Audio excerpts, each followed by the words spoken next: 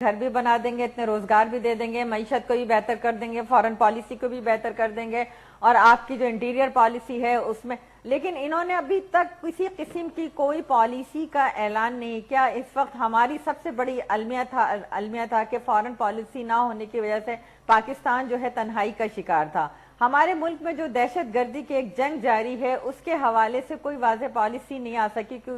اور اسی طرح معیشت کا جو حال ہے وہ انتہائی تباہ کن تھا، اور معیشت کے حوالے سے جو ابھی اجلاس بلایا جا رہا تھا جو ابھی مؤخر کر دیا گیا اور منڈے اور ٹیوزڈے کو ہوگا، تو اس میں یہ سنا تھا کہ جی منی بجٹ لا رہے ہیں، پھر ٹیکسز عوام پہ بڑھائے جا رہے ہیں، گیس کی قیمتوں میں اضافہ کیا جا رہا ہے، بجلی کے نرخ میں اضافہ کیا جا رہا ہے۔ رہی بات کہ یہ سادگی کی بات کرتے ہیں، بہت اچھی چیز ہے سادگی، لیکن جو ڈرامہ کیا جا رہا ہے، اب کل ایئرپورٹ پہ تو وہ لائن میں لگ کر ٹکٹ بھی لیا انہوں نے، بورڈنگ بھی نکلوایا، اس کے بعد وہ پرائیویٹ ایئر لائن میں آئے، لیکن جب کراچی ایئرپورٹ پہ پہنچتے ہیں اور جس طرح وہ ان کا قافلہ 27-28 گاڑیوں کا شہر فیصل پہ سناٹا طاری ہو جاتا ہے، تمام ٹریفک کو روک دیا جاتا ہے، تو یہ ساری چیزیں ہاتھی کا دانت دکھانے کو کچھ ہے اور کھانے کو کچھ، وہ بات علیحدہ ہے۔ آپ اس طریقے سے نہیں، آپ ایشوز سے ہٹ کے عوام کو بیوقوف کب تک بنائیں گے؟ ٹھیک ہے، اصل چیز ہے آپ کے جو ایشوز ہیں اس وقت ملک کے اندر، جو غربت ہے، بے روزگاری ہے، معیشت کا جو برا حال ہے، آپ کے پاس بجلی گیس کے حوالے سے تو بڑے بحرانوں کا سامنا ہے، آپ اس کے لیے کوئی پالیسی نہیں دے رہے ہیں، پالیسی نہیں دے رہے۔ چلیں وہ پالیسی ظاہر ہے، آپ اتنے گھر کیسے بنائیں گے، آپ اکنامک پالیسی، تجارتی پالیسی، آپ کی زرعی پالیسی، آپ کی نہیں وہ تو ابھی آئے گی نا، جیسے آپ نے فرمایا بالکل صحیح ہے، اس کا جواب تو ویسے راجہ صاحب دیں گے بہتر انداز میں کہ وہ پالیسیز تو ظاہر ہے اب جیسے جیسے وقت آئے گا، جیسے آپ نے کہا کہ اجلاس چلیں گے وہ پالیسی سامنے آئے گی، ٹیکس کی بات کی گئی تو وہ اس کا آرڈیننس کی بجائے اسے پارلیمنٹ میں رکھا جا رہا ہے، اس میں آپ بھی ہوں گے، یقینی طور پر وہ کارکردگی دیکھنے میں آئے گی۔ جنرل صاحب آپ کے سامنے میں یہ سوال رکھنا چاہتا ہوں کہ اس وقت ہم اقدامات کی بھی بات کر رہے ہیں کہ یہ ایک بڑا اعتراض جو ہے وہ موجودہ حکومت پہ بھی یہ سامنے آ رہا ہے کہ 100 دن کی انہوں نے بات کی تھی، اب 2 سال تک لے گئے ہیں، کیونکہ ان کو اب پتہ چلا ہے کہ معاملات جو ہیں وہ عملی طور پر کچھ اور ہوتے ہیں، نعرے لگانا کچھ اور ہوتا ہے۔ اس حوالے سے آپ سمجھتے ہیں کہ ایسی ہی سچویشن ہے بلکہ اس سے زیادہ کا ٹائم بھی لگ سکتا ہے جو ہماری بالخصوص معاشی صورتحال کا ہم ذکر کر رہے ہیں؟ بسم اللہ الرحمن الرحیم۔ دیکھیے 100 دن میں میرا نہیں خیال کہ یہ کہا گیا تھا کہ اتنے مکان بنا دیں گے، یہ سب پہ ابتدا کرنی تھی، اور وہ میرا خیال ہے کہ انہوں نے بہت ساری چیزوں پہ کر دی ہے اور کوشش کر رہے ہیں کہ اس کے اوپر بعض پہ کمیٹیاں بٹھا دی ہیں، بعض کے اوپر پلاننگ کا کام شروع ہو گیا ہے۔ ایشوز تو بے تحاشا ہیں۔ دیکھیں میں ایک چیز آپ کو بتاؤں، جو لوگ پچھلے کئی سالوں سے حکومتوں میں بیٹھے ہوئے تھے، 30 سال تقریباً انہوں نے مختلف صوبوں میں حکومتیں کیں، اب وہ 30 سالوں کا اگر ان کا نچوڑ نکالیں تو وہ تو کچھ کیا نہیں، اور آپ مانگ رہے ہیں دوسروں سے کہ جی یہ مہینے کے اندر اندر آپ نے یہ نہیں کر دیا، وہ نہیں کر دیا۔ میرا خیال ہے یہ بے انصافی ہے، ہمیں حقیقت پسندانہ بات کرنی چاہیے۔ کام کر رہے ہیں یہ لوگ، اور ایک سب سے امپورٹنٹ چیز جو ہے وہ ان کی نیت ہے، ان کی کوشش ہے، جس ڈائریکشن میں وہ جا رہے ہیں وہ مناسب نظر آ رہی ہے، یہ پہلے کسی بھی حکومت نے نہیں کی۔ اب اس میں جو میں سمجھتا ہوں بعض چیزیں یہ غلط بھی ہو رہی ہیں، جیسے انہوں نے بعض اداروں کے ہیڈ لگائے ہیں، ان کے اوپر کرپشن کے چارجز ہیں، یا لوگ ان کے بارے میں باتیں کر رہے ہیں کہ وہ تو پہلے بڑے کرپٹ ہیں، ٹینٹڈ ہیں، یا وہ پولیٹیسائزڈ لوگ ہیں، کیسے لگائے۔ میرا خیال ہے کہ اس میں 2 کام ہونے چاہیے تھے۔ سب سے امپورٹنٹ چیز یہ ہے کہ آپ نے اداروں کے اندر اصلاحات کرنی تھی، اداروں کو امپروو کرنا تھا، جو برباد کر دیے گئے، تباہ۔ اس کے لیے تباہی بھی بڑا چھوٹا لفظ ہے۔ آپ کی ایس سی سی پی لے لیں، آپ ایف بی آر لے لیں، ایف آئی اے لے لیں، نیب لے لیں، میرا خیال ہے کوئی ادارہ، آپ پی آئی اے لے لیں، پی ٹی وی لے لیں، پیمرا لے لیں، وہ ایک سے ایک چن کے وہاں بندے انہوں نے بھرتی کر کے صرف اس لیے کہ اپنے خادم ہیں تو کام کریں، تو کام حکومت کا چلے گا کیسے؟ سب سے پہلے تو یہ ادارے ٹھیک کرنے چاہیے، اور ان کے جو ہیڈ لگائیں میرا خیال ہے ان کے اوپر بھی ایف آئی اے سے، آئی بی سے، آئی ایس آئی سے، نیب سے،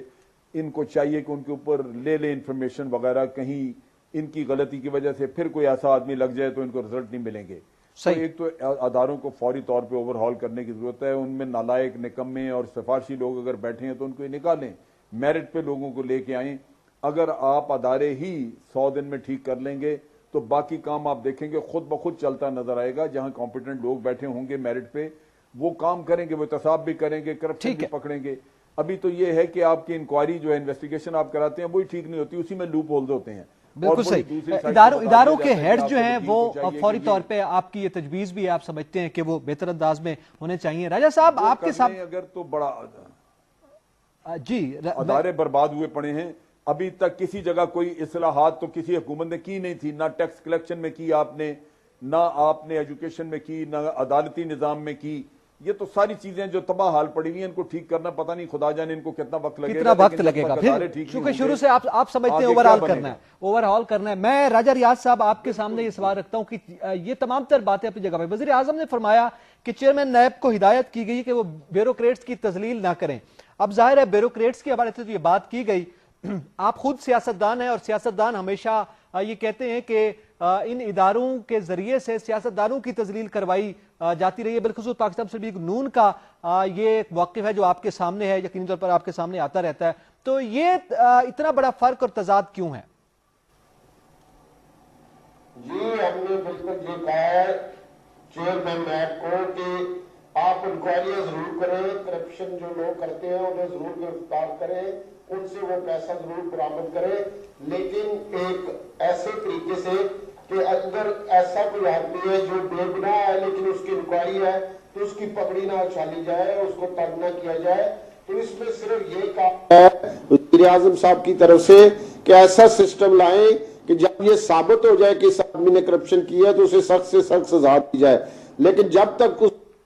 ना हो उसके साथ इस तरह का मसलन रखा जाए। किसी शरीफ हम नहीं चाहते कि पगड़ी डाले, लेकिन इस बात पे कोई सेकंड राय नहीं, एक सख्त से सख्त साब होगा। जिन्होंने लूटा है, चाहे वो मुल्क के अंदर है चाहे मुल्क के बाहर है, उनको वो वापस देना पड़ेगा, उनका लूटा हुआ माल जो, क्योंकि ये पैसा ना मेरा है ना आपका, ये पाकिस्तान के अवाम का पैसा है जो बेदर्दी से लूटा है। उसमें बहुत से लोग हैं, सियासतदान भी है, जज भी है, इस तरह और बहुत से लोग हैं, जिस ब्यूरोक्रेट भी है, जिसने भी लूटा है उनको ये पैसा वापस देना पड़ेगा, क्योंकि ये पाकिस्तान का पैसा है। पाकिस्तान का पैसा वापस देना पड़ेगा। राजा साहब करने के लिए, राजा साहब ये बड़ी अच्छी बात है, निजाम को मजबूत करने के लिए। चूंकि आप पर मेरा सवाल भी ये कि आप पर ये इल्जाम आयद किया गया कि आपने, ठीक है चेयरमैन नैब या नैब का इदारा या एहतसाब कोर्ट वो अपने इकदामात करे, मगर पगड़ियां उछाली गई पाकिस्तान तहरीक इंसाफ की जानिब से मुख्तलिफ सियासतदानों की, उसका क्या जवाब है आपके पास? हमने आज तक कभी किसी की पगड़ी नहीं उछाली। आपने ये बात मैं नहीं समझता कोई ऐसा वाक्य हुआ है। हमने हमेशा ये जरूर कहा है कि ये चोर हैं, इन्होंने मुल्क को लूटा है, और जिनके बारे में कहा है उनके बारे में आज भी कह रहे हैं कि वो चोर हैं, और जिनके बारे में हमने कहा उनको अदालतें ने सजाएं दी और वो मुल्ज़म साबित हो गए, मुजरम साबित हो गए। तो अब तो जो हमने कहा था अदालतों ने उसकी तस्दीक की है और अदालतों ने उस पर मोहर लगाई है। तो इस वजह से मैं समझता हूँ कि ये तो हमारे खिलाफ कोई ऐसी बात नहीं, हमने किसी की पगड़ी नहीं उछाली, सिर्फ जिन्होंने मुल्क को लूटा है उनके खिलाफ बात की है। ठीक है। शाहिदा रहमानी साहब, आपसे, आप जाहिर है इस वक्त सिंध में आपकी गवर्नमेंट है और जब सादगी की बात की जा रही है, ये कहा जा रहा है कि भारत एक अच्छी मिसाल सेट की जा रही है, शायद बहुत ज्यादा पैसा ना आए उससे, लेकिन बहरहाल ना होने से बेहतर है कि कुछ बेहतर होने जा रहा है, या कम से कम मॉरली एक एग्जाम्पल जो है वो सेट होने जा रही है। आपके वज़रा ने, सिंध के वज़रा ने पुरतायुश गाड़ियां देने से इनकार कर दिया है, तो वहां पे क्यों सादगी के हवाले से बात क्यों नहीं की जाती? आप किस नौयत की मिसाल सेट कर रहे हैं? वो पाकिस्तान पीपल्स पार्टी जो हमेशा ये कहती है कि उन्होंने प्रेसिडेंट सेट की है मुख्तलिफ हवालों से, पॉलिसी के हवाले से या मॉरल ग्राउंड्स पर। बहुत शुक्रिया। देखिए जी, अभी सबसे पहले बात हो रही थी कि